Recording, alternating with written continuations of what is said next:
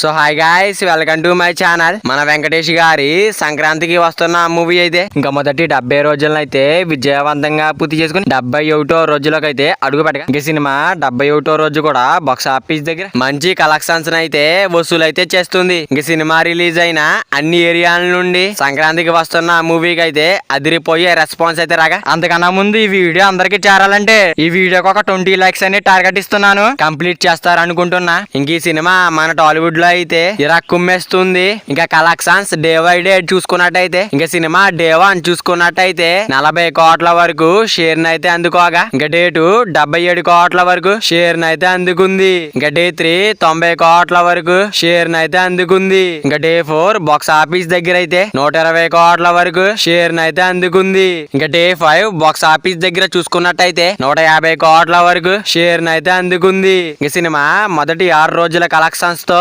200 కోట్ల share mark అయితే దాటేసింది. ఇంకా మన వెంకటేష్ గారి సంక్రాంతికి వస్తున్న మూవీ అయితే 70వ రోజునైతే విజయవంతంగా ముగించుకుని 71వ రోజులోకి అయితే అడుగు పెట్టగా ఇంకా సినిమా 71వ రోజు కూడా బాక్స్ ఆఫీస్ దగ్గర మాస్ రచ్చ అయితే చేస్తుంది. ఇంకా సంక్రాంతికి వస్తున్నాం సినిమా వరల్డ్ వైడ్ గా గ్రాస్ లెక్కలు చూసుకున్నట్టయితే ఇంకా డే 1 అయితే 45 కోట్ల గ్రాస్ మార్క్ అయితే దాటేసింది. మొదటి 2 రోజుల్లోనే 50 కోట్ల గ్రాస్ మార్క్ అయితే దాటేసింది. ఇంకా మొదటి 3 రోజుల్లోనే 100 కోట్ల గ్రాస్ మార్క్ అయితే దాటేసింది.